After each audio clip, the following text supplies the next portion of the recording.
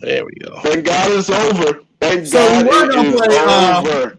We were gonna play Boys and Men End of the Road to commemorate the end of the Panthers season, but we decided they didn't deserve such an honor. They don't deserve boys, man. Nah, man. We gave them H-Town. We decided on H-Town. They got their boots Nah, out man, today. look. Nah, look. They deserve a little lower. I'm gonna say like some Splacavelli or something like that. Pretty Ricky. Yes, yeah. They didn't have B2K. You know what I'm saying? Bump.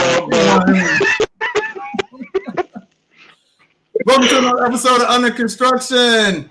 Kaiser Sose here, Angry Black Fan, Rod Pops, and a special guest today from the Poor Man Road podcast, Kevin Avery. Thank you for joining us, dude, today. He was actually at the game.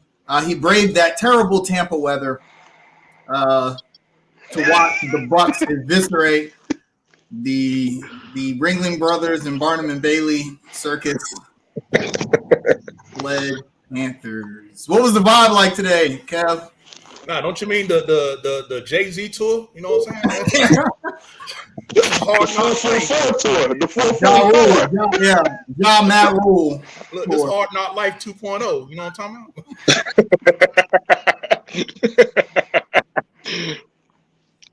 But Kevin, you know what was the vibe like in the stadium, man? Kind of describe the mood of the fans. For anybody that doesn't know, Kevin Avery of the Poor Man Rush is here. He was at the game today in Tampa. Tell us about your experience today at the game, my man. I mean, the experience was just simply, it wasn't a packed stadium. You know what I'm saying? Because Buck fans, it's Tampa. It's better things to do than watch, your team beat up on the Panthers, but. It was about 2/3 capacity of being full. Everybody was it was just more so like people were there. I mean, the Panthers made it a competitive first half, but just the floodgates just opened up in the second half, and we got our ass busted. I mean, it's just no other way to put it. Shout out to the Panther fans that were there. Into the game. I just was, hoping we could secure the number 5 overall pick. But since the Giants want to play like some hoes and lose to the Redskins, we lost. Since they beat us, and had they won, we would have had the same record. By them beating us, we would have got the 5th overall pick. So that was my hope, was to come back to Charlotte with the 5th overall pick. Instead, it looked like we're locked in. I got a question for you, because I know that you are a deep dive football guy. We've had you on here before. We know that you watched all 22, and you know your football. So let's just say it's 4th and short. Let's just say it's 4th and short. Okay. Yeah. And you are actually dominating the game against the world champs. Okay. And you decide you want to do a QB sneak on 4th and inches, which that's a call every coach is going to make. And on the sideline, you got a guy who's 6'6", 250 pounds, maybe the greatest short yardage weapon in modern NFL history. And then you got Sam Darnold. Who are you going to run that sneak with? I'm asking you, because I know you're a football guy. Who are you running that sneak with? Well, appreciate the love, my knowledge and background. Before I give you my answer, let me just throw this stat out here to you. Cam Newton's career on 3rd and 1, 4th and 1 has a conversion rate of 93%. Jesus Christ! What? He runs the ball on 3rd and 1 and 4th and 1 for his career since 2011 up to now. His conversion rate, converted to a first down, is 93% when he runs the ball. I just want to put that out there. Wow. So is he perfect and get it every time? No. But out of 100 times, shit, 93%. That's damn near perfect. Part 2, a Charlotte reporter asked Matt Rule, said, why did he use Cam Newton on the 4th and short? He said, because both our quarterbacks can do the job the same. Hey, speaking of R&B groups, I can sing too, I could sing too, why not? You got 2 quarterbacks that obviously can do the same thing, right? Whoo, boy. Clown show. I'm sorry to interrupt. Go ahead, brother. Yeah. So I got another hypothetical for you. Okay, play clock's running down. It's the end of the first quarter in a game in which you are dominating the world champion Tampa Bay Buccaneers. The play clock is synchronized perfectly with the game clock.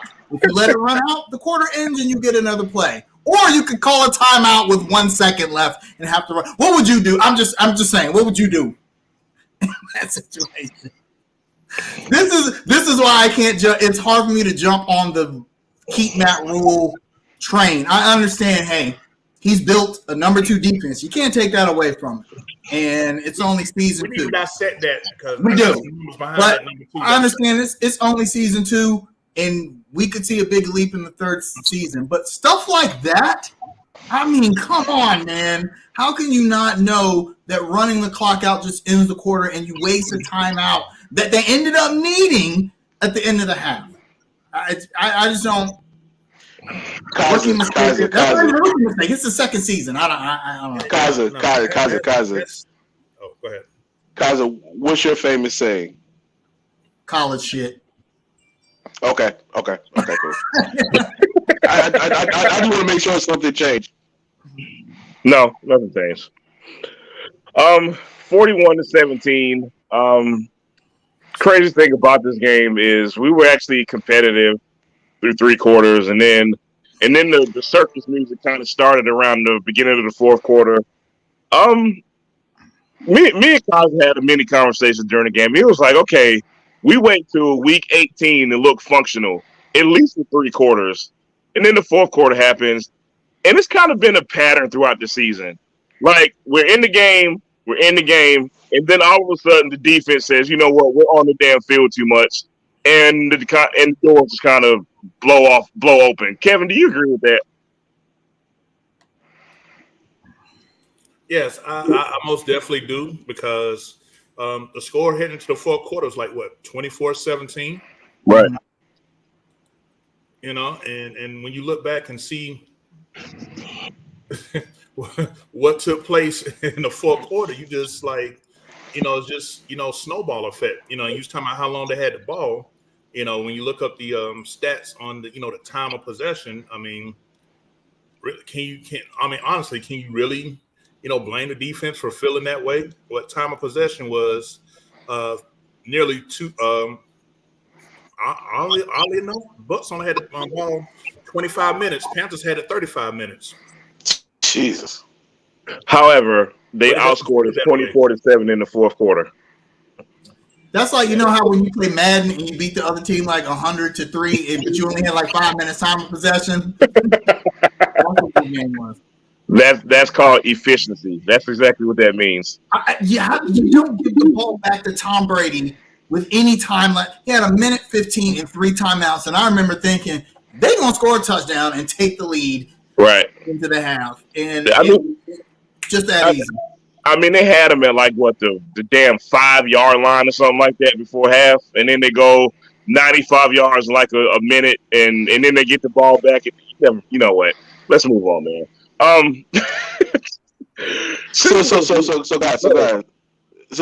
guys, I got a statement for you, and I want you to elaborate on this. The quarterback cannot turn the ball over twice. Go.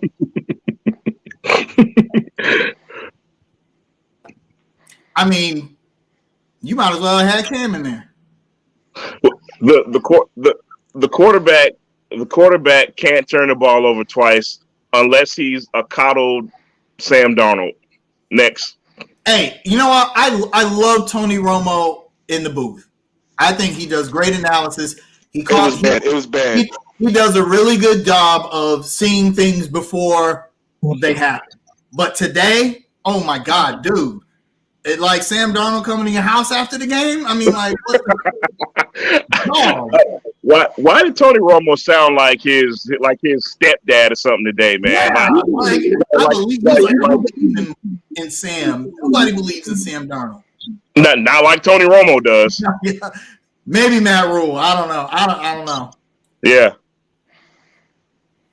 Yeah, because you know that 2nd round pick we traded for him. Y'all know that's a top 40 pick, right? Jesus Christ. Oh boy. Oh my God. So pay attention to the Jets draft in April with that pick and realize that used to be ours. You know what? Hey guys, hey guys. Did you know that 4 years ago, we drafted a top 100 quarterback in the third round that's no longer on our team? Oh boy, it gets better and better and better, man. I'm so glad this is over with, and since we're here, and now we got to talk about draft picks, man. I was having a conversation, y'all, and they were telling me that the Panthers should just go all offensive line this draft, which seems kind of silly to me in theory. But what since we're here, looking in the future, I mean, what should be the draft strategy? You know what I mean? Like we got holes, we got some holes to me on defense. To me, we could use a middle linebacker. We obviously could use the offensive line, but what else do we need? And don't say coach because it's obvious. I mean, at this point, I'm gonna say this. I don't think I want Rule drafting the quarterback. I don't trust his analysis, and I don't think he's here long term enough to implement his plan. But I hate to be cliche, man, but the best player on the board. If it's an offensive lineman, you take him. If you think you get more, if you think you get more value trading back, you do that. I mean, the obvious answer is if the Panthers don't use that number 6 pick on an offensive player, we're going to see like 200,000 people outside of Bank of America Stadium with pitchforks and torches and guns and everything. I think you have to at least make the show that you said, okay, we're good with the defense and we're shifting our focus to the offense. Defensively, of course, I think middle linebacker needs to be shored up. And I think the other side safety could be shored up a little bit, but I'm not that worried about the defense. They have to do something about the offensive line. Actually, it was good to hear the commentators for once in a game talk about how terrible right is and how like nobody could be good behind that O line. I mean, Tony Romo said, and I quote, "Nobody blocks anybody." Couldn't have said it any better. Kevin, I want to get your thoughts on something, man. And this is something that I noticed. I want to see if you kind of saw the same thing. I didn't know if like our strategy today was to simply just not guard Rob Gronkowski. I mean, he's pretty damn good. You know what I mean? And I don't know if it was a conscious effort just to say, hey, let's leave this guy open all the damn time. I want to ask you a simple question, man. Is that a middle linebacker problem? Is that a coordinated problem? How do you see that? Because of the different ways they line up and use Gronkowski, I think it's more of a defensive scheme problem plus personnel. Let's just we're talking about a first ballot Hall of Fame tight end, right? So he gonna get his, and we all know got away with one in 2013 in the end zone, but hey, the refs didn't call it, so hey, it went our way. But on that Monday night game, but with Gronk, I mean, you would think that someone like a Shaq Thompson should be able to, match up. Jermaine Carter, that little run he had end of last year, first half this year is gone. He's been like straight tire water. He's just awful. He is someone I would not. I'm not. I know we got 25 free agents coming up. He can go. He really can go. I'm sick of him. I'm just. He's been terrible. He's been terrible, man. Man, he's basura. Okay, he's just awful. But as far as the whole Gronk situation, that was more of a combination of just scheme and players, because the way they lined him up and used him, he didn't run anything complicated, but our discipline just wasn't there in our coverage and our drops. We don't have a personnel to play zone, and we don't have the discipline. I mean, we wanted a personnel to play him man up, and we don't play zone. Now, a healthy Stephen Gilmore would have had would have been able to would have had a better success against a Gronk. I personally feel. But since he wasn't there, God bless his heart, he tried. He done hit that rookie wall. Keith Taylor. He had a bad day, man. He had a bad day. You know what? But his future is bright. Like I say, he hit that rookie wall. He's just it just it just is what it is. People that's writing him off already have several seats. Keith Taylor is a player. He just hit that rookie wall. It is what it is. But yeah, that's just how I see it. It's a combination of both. We don't have the personnel to play a man, and we don't have the discipline to play an effective zone against him. Let me ask y'all this question. Our lone Pro Bowler, when the last time y'all see him make an impact? Who's that? Brian Burns. Man, Brian Burns. Look, man, I've been talking about that for a long time, and people are coming at my head for it. Y'all saw his brother came after me on Twitter when I made the comparison of Marquise Haynes and Brian Burns. Oof. I done tagged this brother several times throughout the year. He never replied back. I didn't tag him, but yet he saw me. All I did was make a comparison of fundamentals that Marquise Haynes plays the run better fundamentally than a Brian Burns. Oh, he got in his feelings. He want to see film, and I don't understand how that's not. I don't understand how that's not a fair statement. I truly don't understand. It's very fair. It's very fair. Right. Look. I don't know what stats you guys look at, but there's one I like to follow on FootballOutsiders.com.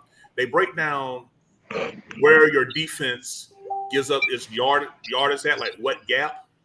The C gap off tackle, where Reddick and Burns are at a majority of the time.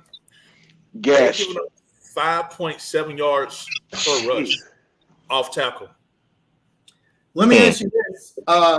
Do you think that is a personnel thing or a scheme thing? Because it seems to me that the scheme is designed to push the inside of the pocket to allow Burns and Reddick to get upfield, but it leaves that C gap exposed in doing that. It's almost like the defensive tackles kind of point. I don't remember what the technique is called, but they kind of point to the inside rather than straight ahead at the offensive lineman. Do you think that is a scheme thing, or are they just not good at It's a personnel thing? Because here's the thing: when we're in our 40 fronts, which is 4 down linemen, now that's whether we run a 40 base, 4-3 base, or a 40 nickel.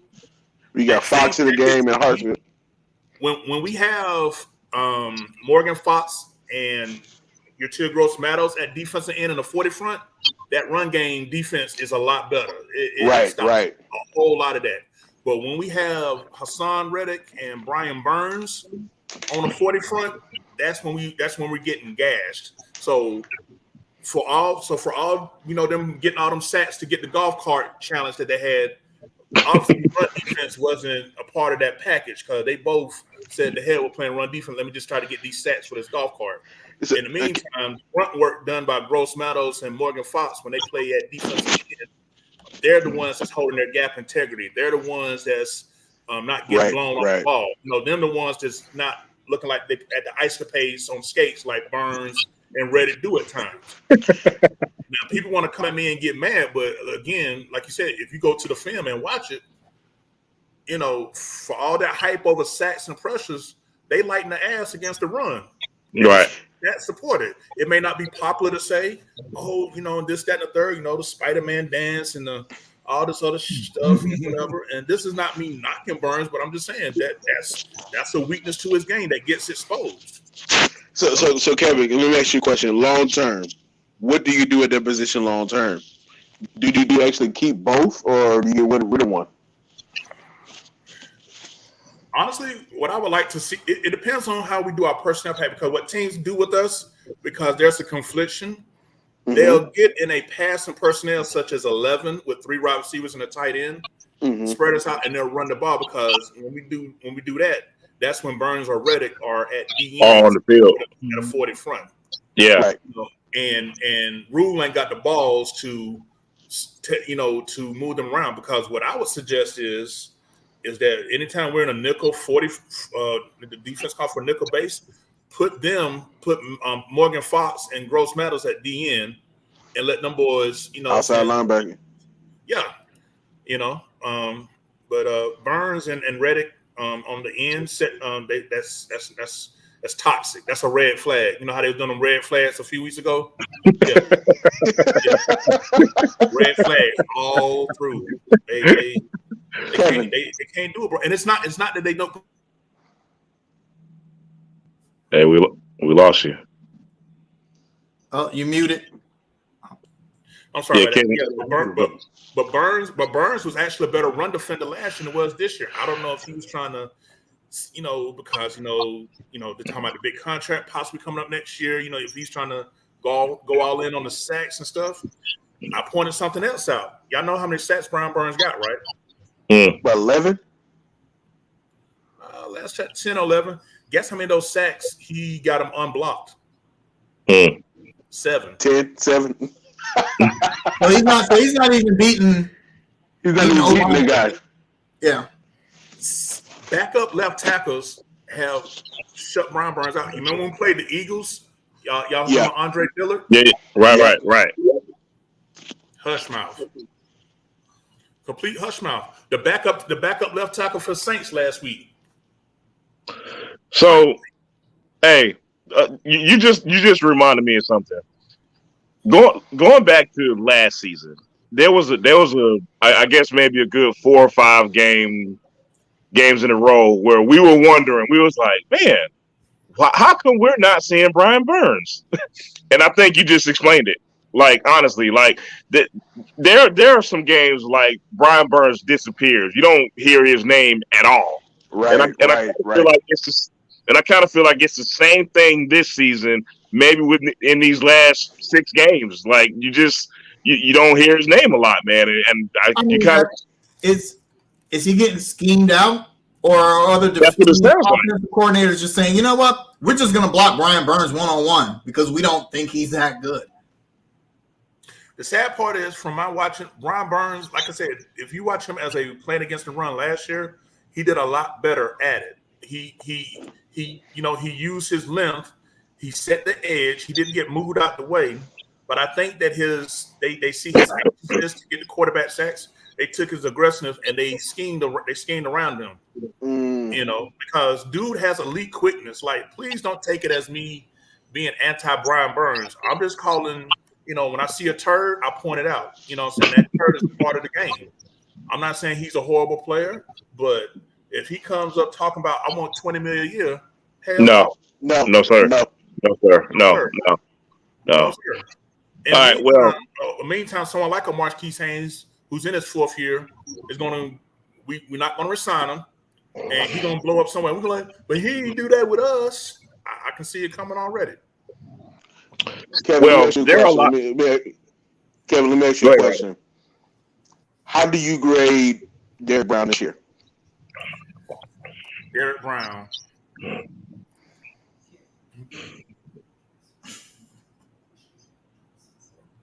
As far as Derrick Brown, I would give him a B+. Now, he done had some D moments, but out of 17 games, he's been solid to above average. I would say 12, 13 of those games. Mm-hmm. Now, he has had some offside penalties or lining up in the neutral zone that made me want to just smack him, all up in his face, but for consistency, I would say out of 17 games, 12 of them, he played very solid, very well. Again, defensive tackles are not going to put up sexy stats like, I was joking with guys in the former rush chat. They said this was a down year for Aaron Donald. A down year for Aaron Donald was, listen to this, y'all, 14 sacks, 20 losses. They said that's a down year for Aaron Donald. Jesus Christ. If Derrick Brown got half of that this year, I would be calling him a Pro Bowler. Right. So that's just a different of levels of defensive tackle play. Because has Derrick Brown got blown off the hole? Yes. When he plays with high pads, yes. It's just a matter of him playing his fundamentals consistent. When he does it consistently, he dominates. I've seen several film where he got guys, he got them on skates, pushing them back. So it's just a matter of him just being more consistent.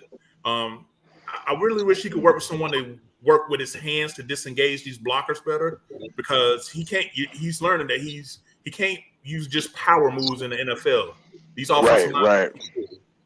But he got the tools. He just got to.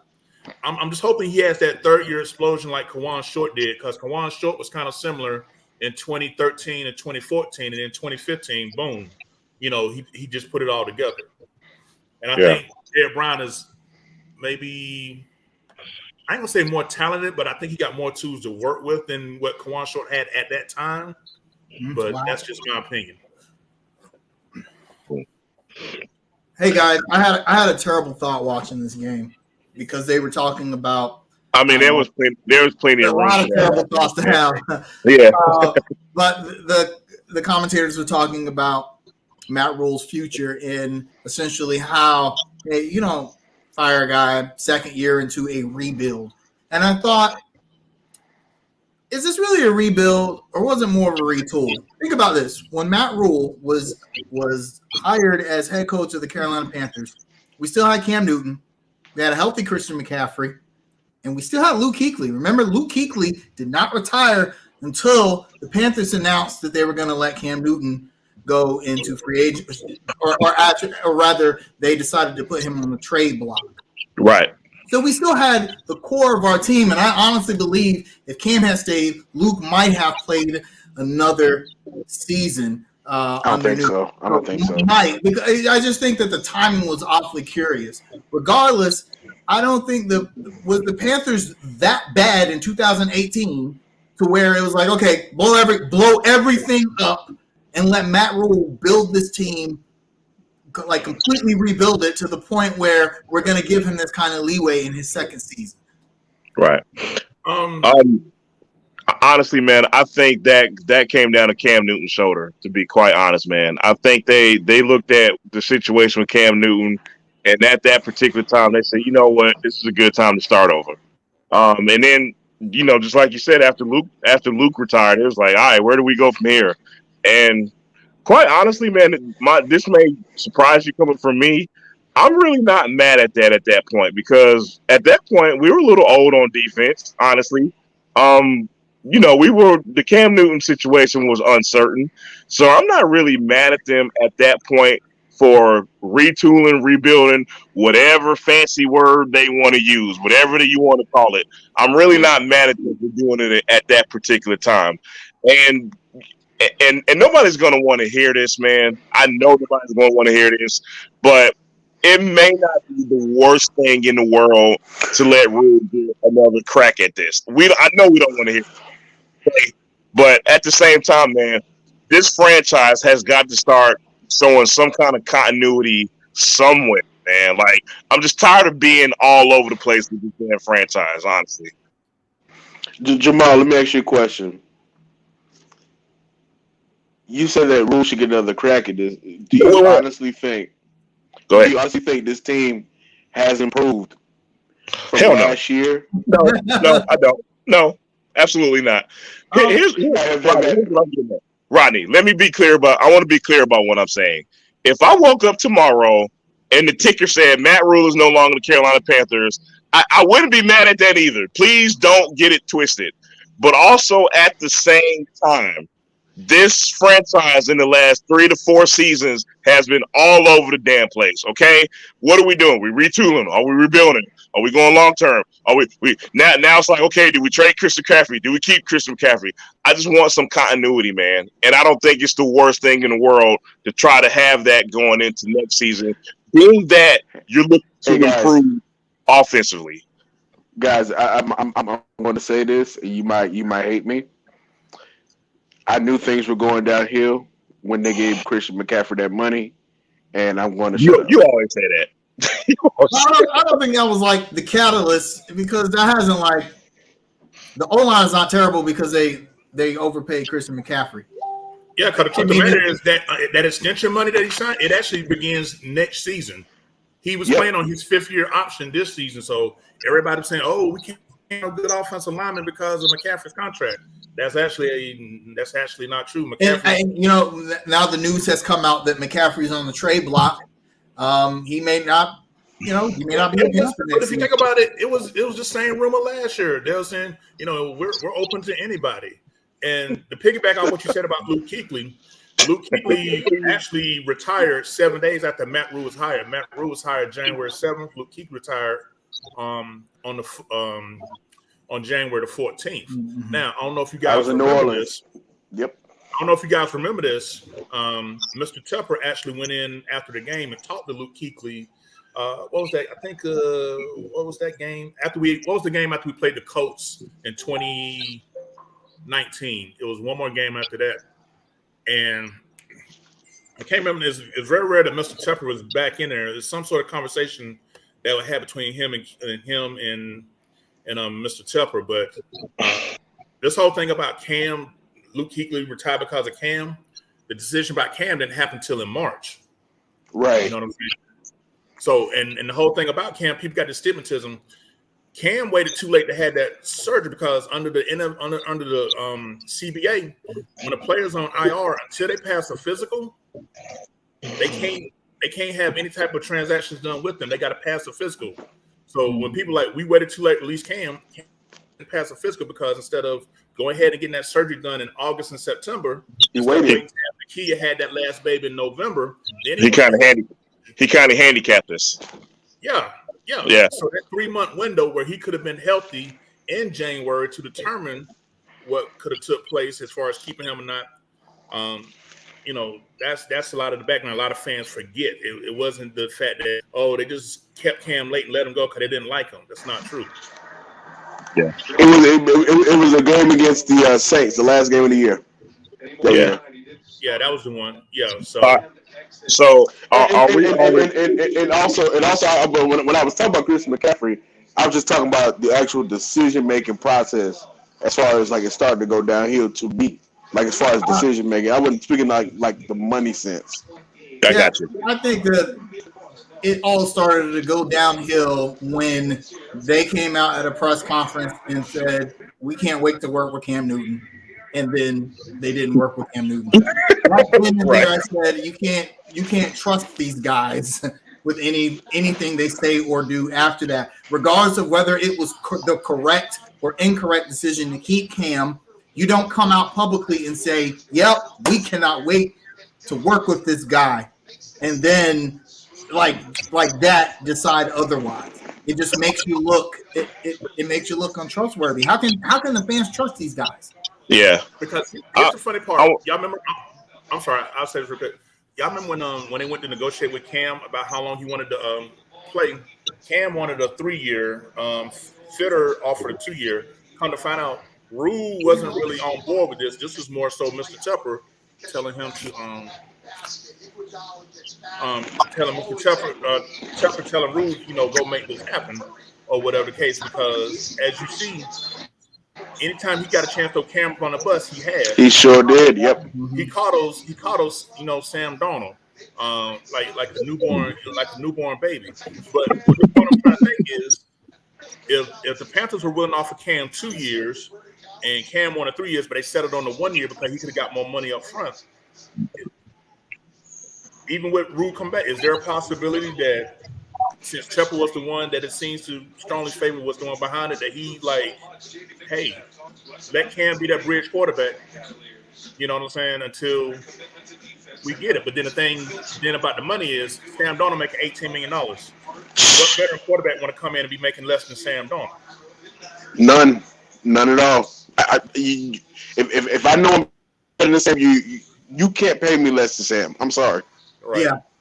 You know what? I mean, we've all been Panthers fans since day one, and we've had some terrible seasons. 1-15 and 2-14, of course, stand out large. But this might be my least favorite Panther season ever. I just there's nothing to look forward to. It feels like a mess.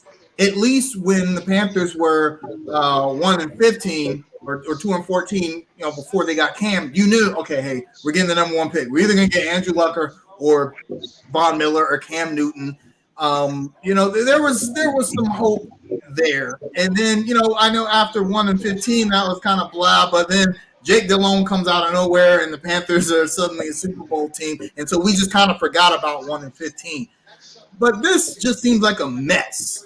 It's just a mess, and especially maybe we got too spoiled with the 3-0 start. Maybe that's why the season just feels so terrible compared to the other two. But man, there's like nothing I liked about this season, nothing at all.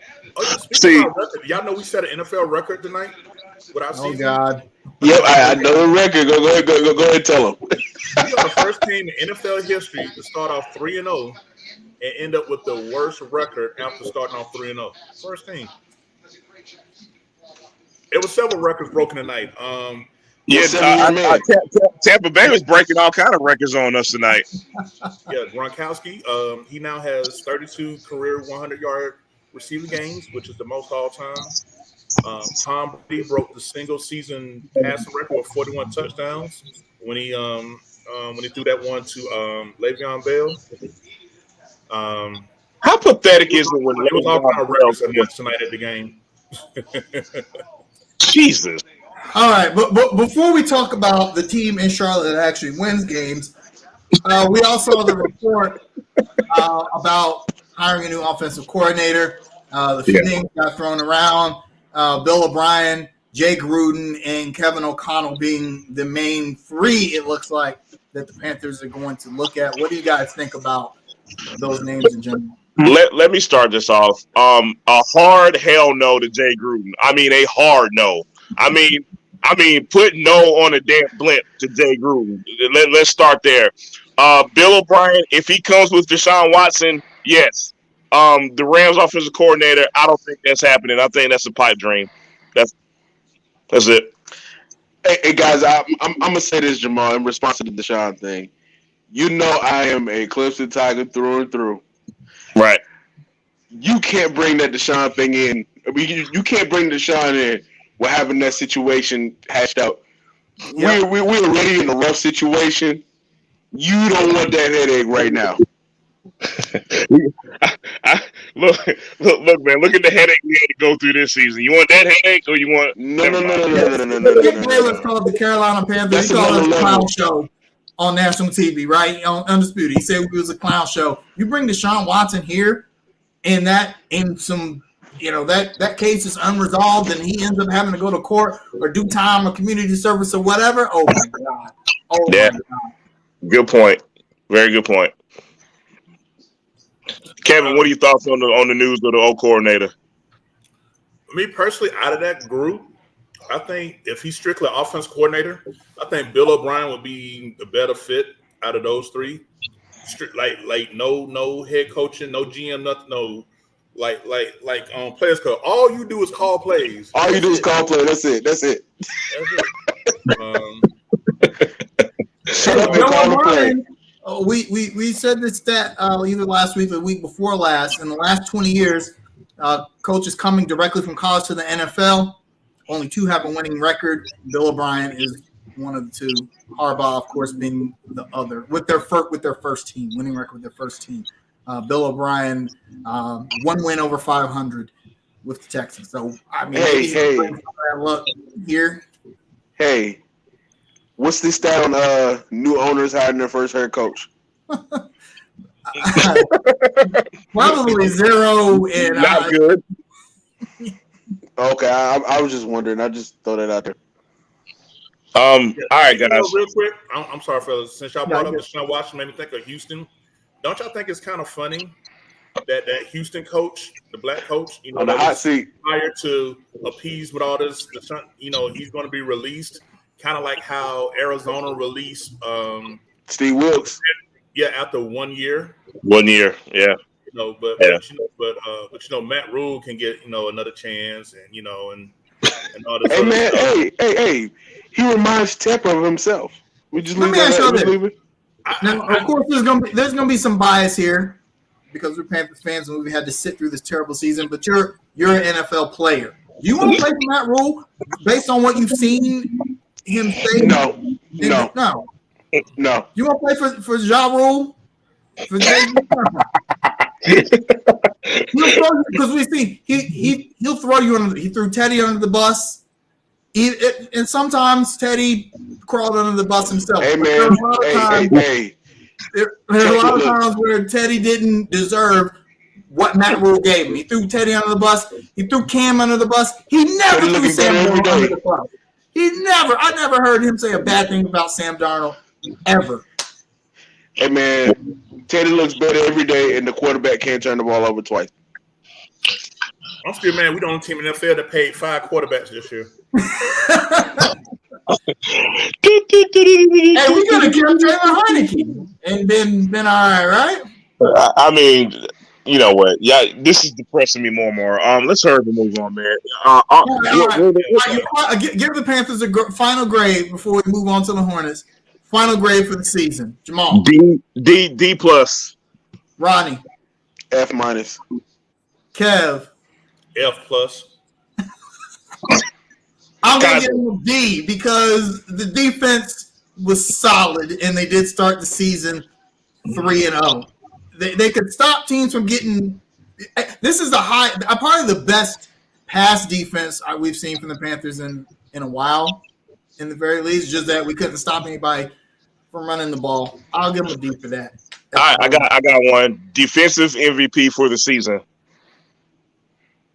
Hassan Reddick. It's a hard one. I'm gonna go with Jeremy Jin. Kev.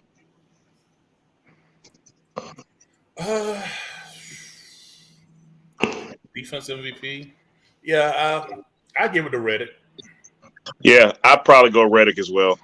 Most consistent on defense, in my opinion. Offensive MVP.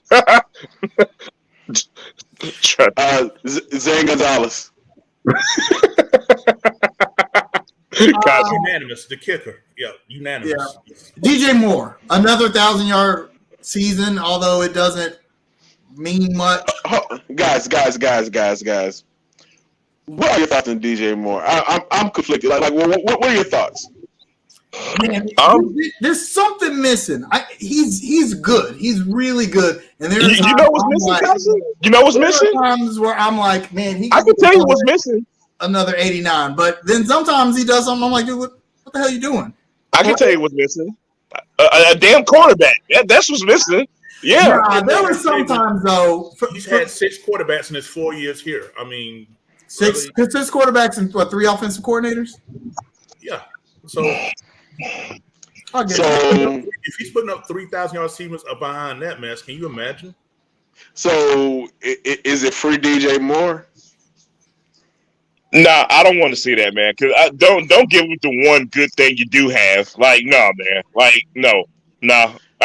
You keep him around and you try to fix everything else around him, man. Free Robbie Anderson? He can go as far as I'm concerned. Hold up. You can't have 470-something yards in the season and doing a first down dance every time you get a catch. Not allowed. Not allowed. No. When they flash that on the screen, I'm about to tackle my damn TV. Like 469 yards on the season, and you doing first down stances. No. Look, man, I'm going to say something maybe controversial. Robbie Anderson's body language the entire season looked like he didn't want to be here. And if he doesn't want to be here, good riddance. He'll be here. I don't think anybody wanted to be here. But Robbie Anderson really looked like he didn't want to be here this season.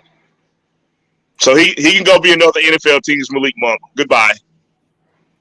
If you had Sam Darnold as your quarterback, would you be happy? I mean, good point. Look how many look how many wide receivers end up on IR trying to catch Sam Darnold balls. Poor Terrence Marshall. I mean, poor kid. I feel so sorry for that kid. All right, man. It's been a rough season, and it's going to be a rough off season. I'm not watching. I'm boycotting the playoffs. I ain't watching no playoffs. Look, the only good thing about Matt Rule standing around and keeping Sam Darnold, it will ensure us of the number 1 pick in 2023, where we can draft Bryce Young or that quarterback at Ohio State. That could be the only good that would come from it, because by 2023, we getting that extra $55 million on the salary cap added due to the new TV contract coming in. All of our dead salary cap will be gone. Let the next coach handle it. If I was Tupper, I would tell Rule and Federer, do not touch a quarterback. Do not touch any draft picks in 2023. You mean no Kenny Pickett for this? You know what? Never mind, y'all. Let's move on. Please. No. Number 6, I flip all this over. Do not touch Kenny Pickett or Sam Howell. I don't want any of them. No. It needs to be Evan Neal, left tackle, Alabama. I'm with you, man. All the teams drafting in front of us got their franchise left tackle already. The only team I can see possibly, potentially, maybe doing it because I don't know if y'all saw the report. The Jets, they're not exactly happy with Mekhi Becton right now, but he's in a 2-year of a it was a twit Oh man, another Jets retread. Great, but no, I get what you're saying though. I understand. Just something. All right, y'all. Enough depression. Let's move on to some good news. The team that actually wins across the way, the Charlotte Hornets. The finish the week. Before we get in there, I'm sorry. Let me because I got some other things I need to take care of. I appreciate y'all bringing me on for the football part, but I'm gonna definitely catch up with you guys later on, man. But I appreciate everything. Yeah. Hey, I ain't bring the fifth overall pick back, but I'm bringing back the 6 to Charlotte in the morning. So hey, peace out, bro. Hey man, y'all give it up to Kevin. Thank you for coming on, bro. Appreciate it. All right, fellas, y'all take it easy. Peace out, man. All right, man. We're gonna move on to some good news, man. The Hornets go 2-0 on the week, beating Giannis and his referees and the Milwaukee Bucks last night, and also having a blowout win over the Detroit Pistons, 140-111. Fellas, what are your thoughts on the Hornets? We were wrong. I think all of us went 1-1, right? Oh, we were wrong. Every last one of us. Yes. I thought they would beat Detroit and lose to the Bucks. Now, to be fair, we didn't expect Milwaukee to have that many players out, but I'm gonna be honest about that. I wish people would quit bringing that up. Well, they beat the Bucks without, they had their 2 best players. Right. One of those guys. And guys, guess what? They didn't have those same players the night before when they beat Brooklyn. I don't want to exactly. Yeah. And one of those guys is maybe one of the best 3 players in the league, if not the best. Giannis is incredible. He's hard to stop, even without the refs gifting him foul calls. He's just an impossible matchup. You cannot guard the guy. Right. They had him, and they had Chris Middleton, who was making the same dumb shots he always makes. And we still beat him. Yeah, it got a little bit nervous at the end, but the Hornets were mostly in control of that game from beginning to end, and they got outshot from 3-point range, which was mind-boggling. Normally, if the Hornets win, they shoot the lights out, and if they lose, because they don't. But they didn't shoot that well from 3 last night because they used up all their gummy bear juice against Detroit from the 3-point line. So that was as far as I'm concerned, that's a great win. And actually, I think for some reason, we actually match up well with the Bucks. We won the season series against them last season, and we almost beat them earlier in the season. If it hadn't been for some flukiness, that happened. I mean, we only lost them by a point last game. So I'm proud of the Hornets for the week that they had. Rodney, what you got?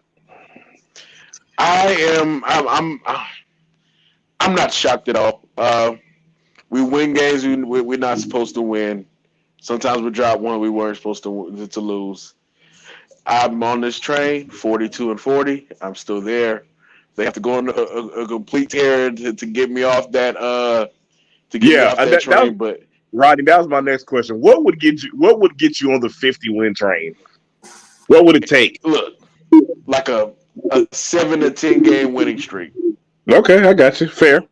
Okay. And honestly, man, I don't know, man. Like it's just something missing from this team that'll get them over the hump. Consistency. I mean, they don't have. It's the defense. It's really the defense. It's helter skelter. Like. They can play it when they really lock in to play it, but it's just like they're like. I think they think they can out. I honestly think they think they can come back at any time. Right. And right. That's toxic as hell. first and foremost, and then you're expending too much injury trying to come back from a deficit. It's like the Hornets they're not up to start these games. The Hornets don't have a superstar. And by that I mean, so LaMelo's not a superstar. Wait, you don't have LaMelo Ball in the Hall of Fame already? What? Here, Danny talked about this last week when we talked about the loss to Washington, which in my opinion, Hornets fans overreacted to. They acted like that was a sure win against the Wizards, but it wasn't because they have Bradley Beal. And Danny said something that was important. Bradley Beal knew, he was smart enough to say, "Oh my God, we're in the bonus in the fourth quarter with 6 minutes left. I can get any call I want to." Yes, guess what I'm gonna do? And he shot 15 free throws in that last 5 minutes. Right. We don't have anyone that either has the awareness or the aggressiveness or the mentality to do that. Late in you know why the Bucks came back last night? Because just said, Giannis said, "You know what? Just y'all get out the way, give me the ball, and I'm gonna make something happen." Right. Give me the ball. They're either gonna foul me or I'm gonna make a shot. And that's what happened in the Bucks. We don't have anyone that can do that. We either have to rely on someone getting hot like Terry, or we have to rely on big performances from guys like Oubre or Miles Bridges. We don't have any one person. I know what people are going to say, man. That's what we're paying Gordon Hayward for. We're not really paying Gordon Hayward for that, because Gordon Hayward, as good as he's not that. He's not that. He's never been. Yeah, he's never been not that. That even when he was in Utah, he wasn't that. Hey, guys, I also have one more criticism too. Sometimes the basketball IQ of this team in the last few minutes is mind-boggling. Like, it leaves a lot to be desired sometimes, man. Like it's a lot of the young age. Like we're like the 5th or 6th youngest team in the NBA. Yeah. So when you play young players like this, stuff like that happens. Like ill-advised threes, turnovers on breaks. And so it's a learning process, and the young guys will get better, especially LaMelo. Like I honestly like that JB plays him during those crunch time minutes. Whoa. So he can have JB plays LaMelo during crunch time? Because I went on YouTube and they told me that JB hates LaMelo and he's not doing right. Hey, y'all, time out real quick. Time out. Do y'all remember? Is on par. Listen. Y'all remember in the Bucks game, right, where JB did a defense for offense substitution. He took LaMelo out for like a minute. Y'all remember that? Yeah. Oh my God, Twitter went damn crazy. You would have thought LaMelo was getting traded tomorrow. Oh my God, why is JB taking LaMelo out of the game right now? Let me tell you why. Guys, not y'all, but listeners, let me enlighten you. LaMelo has 5 fouls. LaMelo is not a great defensive player, and he probably was prone to commit a foul at that point. JB, being as smart as he is, wanted to protect his young player. Thank you. I don't see how people don't see that. He was doing that player at that point. Right. He was doing that to keep LaMelo in the game during crunch time. You put LaMelo out there with 5 fouls against the Bucks, who know we're in the bonus and we need to shoot free throws. We need to score with time not going off the clock in order to come back. They're going to go right at LaMelo. They're going to go right at it. They're going to give the ball to Giannis. They're gonna do a pick and roll, cause a switch, a mismatch. That's game over right there. I don't see how people don't see that. And not to mention, he put him right back in. He wasn't even out the game 2 minutes. He even called a timeout to slip LaMelo back in. Oh man, you just gotta laugh at this stuff, man. Gotta laugh at it. It's really mind-boggling, man. It's like people that don't know basketball. Like I'm gonna say this: social media gives you access to people that you would normally not congregate with and speak with regarding certain matters, and it gives them an opinion that they're not educated on. It kind of levels the playing field in a negative way. Like anybody with basketball knowledge knew what the hell JB was doing. Anybody knew that? Look, the Bucks were praying to God that JB kept LaMelo in the game because Chris Middleton or Giannis were going after him 100 miles per hour. I would too. I'm getting your best player out the game, fouling him out, and making it easier for me. Yeah, I don't get it. I don't get it. I want to answer Max's question, man. He was asking, were we upset that PJ fouled out early in that game? And my answer is no, man, because all season PJ has been asked to kind of overachieve and do and to kind of play outside of himself. He's always guarding somebody. He's 6'7". Right, 8 inches taller than him. He has to guard Giannis. He has to guard all the big guys that he ain't really supposed to guard. And not to mention, man, I mean, it goes without saying that Giannis gets his very generous whistle to be nice about it. So, no, I can't really be mad at DJ for fouling out, man. But here's one question I want to ask y'all, man. Were y'all mad at James Borrego for taking out Kelly Oubre before he broke the record for hitting 9 threes in a quarter? I was mad at Jalen McDaniels for not giving Oubre the ball. So I think everybody knew that at some point the Pistons were going to call a timeout because the game had just gotten out of hand. Right. At that point, JB was going to bring in the victory cigars. We were going to see Knight, Kai Jones, and all them guys, and that was going to be it for Oubre. Yeah. So I think the Hornets players knew it. I mean, they weren't even setting up plays. They were just coming down court and giving the ball to Kelly Oubre. Looking for Oubre. The damn logo. You give that man the ball. Even Detroit had stopped playing defense. They were just like, whatever, dude. That's why Jalen McDaniels had that easy layup. And then so he scores the layup, and Detroit calls timeout. And I'm like, dude, no, what are you even Eric Collins was like, no, Jalen McDaniels, what are you doing? Let that man. Hey man, look, he had to get his. Hey, cause you know when Jalen McDaniels got that ball, it's only one option, bro. Yeah, he was like, well, they're not playing defense.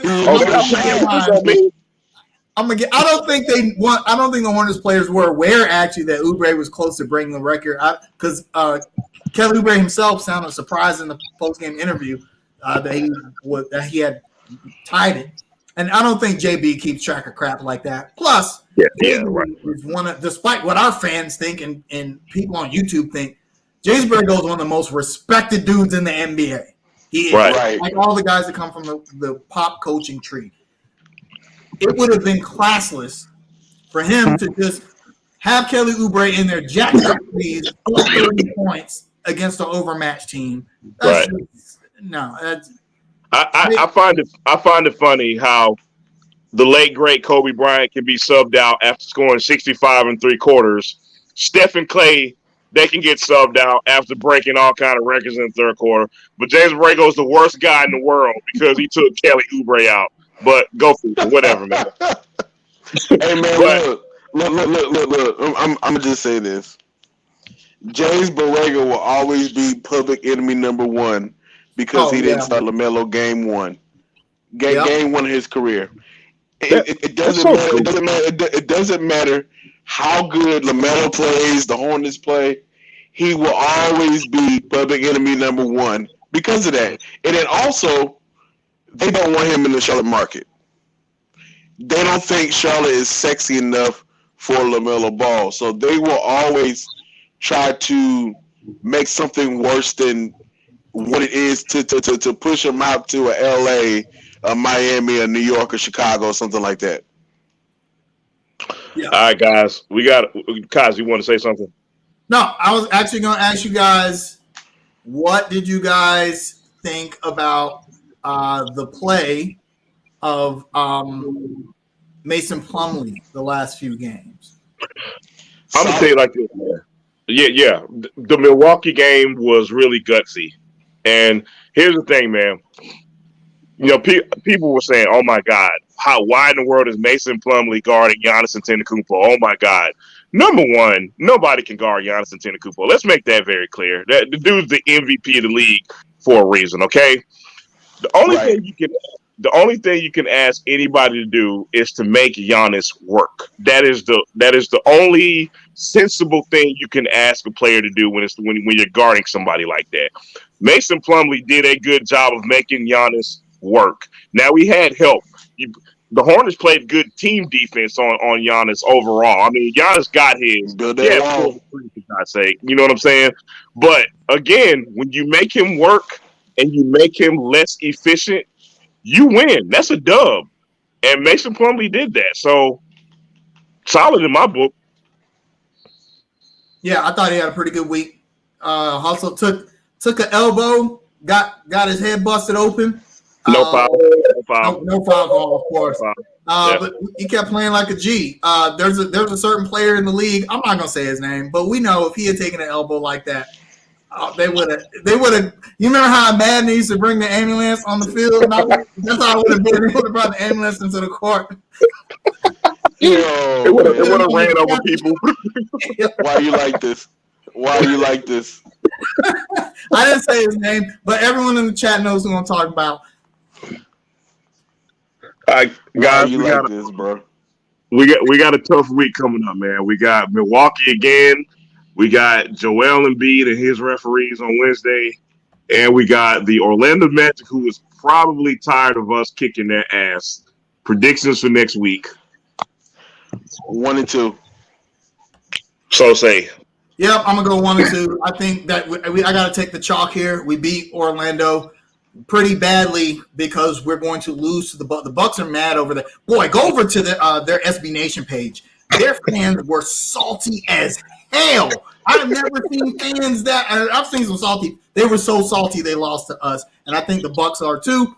They're gonna come out and want to get some get back. I think we lose a close game to them. I think Philly runs up the score on us because we can't do anything with Joel Embiid, and then we get some get back.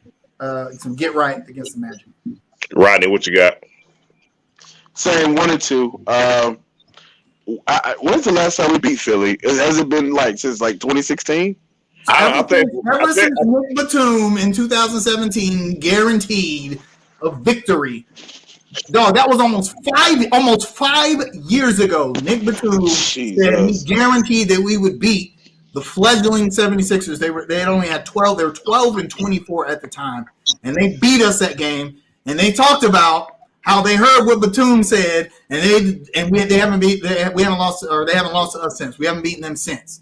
Boy, you want to talk about a turd that just won't flush, man. Good Lord, man. The ghost of Nick Batum. Travis he's confident. I think we got the tools to beat Philly. But man, them refs love some Joel Embiid. See, listen, you stole my point because I'm going with the odds. I'm going 1-2 as well. Let me be clear. I hope we're wrong again. I obviously hope we're wrong, but I think it's a lot to ask for a young team like us to beat Milwaukee twice in a row. I think that's a lot to ask. Number two, going into Philadelphia against Joel Embiid. Not just Embiid, but the way he gets foul calls. Hell, he might be worse than Giannis when it comes to getting foul calls. That is a lot to ask for us to go 2-1 next week. So I'm just going with the odds, but I hope I'm wrong. I hope we're all wrong next week. Gotcha. Any shout outs? I just want to say RIP to Matume and Bob Saget. Man. Two good people, man. It's been a rough January thus far. Yeah, those who don't know, Bob Saget, most people know him as the dad from Full House, but he was like the dirtiest, nastiest, dirty raunchy. Yeah, go back and watch some of his stand-up. It's like, yo, what is he saying? But yeah, I mean, it's shocking, especially when you hear celebrities that die like suddenly. That's pretty sad. 2022's got off to a rough start. Yeah, I'm gonna shout at pretty much everyone in YouTube land. So if you're one of those people that is always getting banned on Facebook because you say outlandish shit, just go to YouTube because they don't care. You can say whatever you want. on YouTube. You can just say anything. There's no moderation. You can just say anything. And I think because of that, people be saying some ridiculous things on YouTube. And I just want to fight with everybody on YouTube, especially when it comes to LaMelo Ball. So go on YouTube, type LaMelo Ball highlights, and look at any of his highlights video. That incredible spinning behind the back no look that he did to Plumlee yesterday. Incredible play. Of course, it's all over YouTube, and it's causing people to be like, "See, this is why JB needs to get fired because it's like, you're talking about a no-look pass here. You talking about firing the coach? What are you talking about? Oh my God, I hate it. Kaiser, you have to protect your peace. You cannot let a bunch of 19-year-olds get you this upset. Everything in me not to get at cats on YouTube, but I'm like, no, you know. But this is coming from the same person that wants to punch people in the face in the Hornets group. So take my word for it, man. So anyway, my both of y'all got problems with that. Yeah, I do. I need help, man. Hey, no one's playing this week, so we're good. My shout out is actually going to go to Kaiser, man. World famous hip hop group Camp Low, Geechee Suede, one half of Camp Low, came out with an album this week, and our very own Kaiser Sose has mixer credits on the album. So clap it up for our very for being the mixer on Geechee Suede's new album, man. Much props to you. The album was dope. Listen to it today, man. So props to you. Sapphire Kitchen. Go check it out. He recorded it at my crib. Same place where we do under construction. And then I mixed and mastered it for him. And we actually started it before the pandemic, and then had to pause it obviously because of the pandemic. And then, a few months ago he came back. We finished it up, and it's dope because I've been listening to Camp Low since I was in high school, and so getting to hang out with those guys, hearing what they had to say about the hip hop industry in general, because they're old heads like I am. Was very, very eye opening. I know Ronnie don't even know who we're talking about. He's like, look.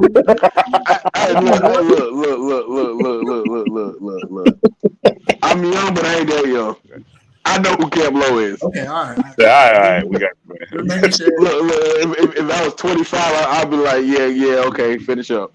I'll let you go. I'll let you go. If he changed his name to like Young Geechee, a little Geechee, then you probably say, okay, yeah, I know that. All right, y'all. Shout out to everybody in the chat who came and checked us out, man. Another late night show, man. We had to adjust with the schedule, man. I had my last shout at. My shout at goes to the Carolina Panthers. 4 straight seasons of this shit. I'm tired of it. Get it together. I don't know how. I don't have any more answers. I am talked out when it comes to the Panthers. I'm so glad the damn season's over. Get it together. Tepper, Fitterer, maybe Rule. Get it together. And that's my shout out, man. Outside of that, fellas, always a pleasure. Everybody in chat, always a pleasure. Once again, Kevin Avery, thank you for coming on tonight, man. Fun as usual. We will check y'all and see y'all next week, man. Yes. Peace, y'all. Peace out. Peace. Ja Rule. Rockefeller. What up, McCaffrey?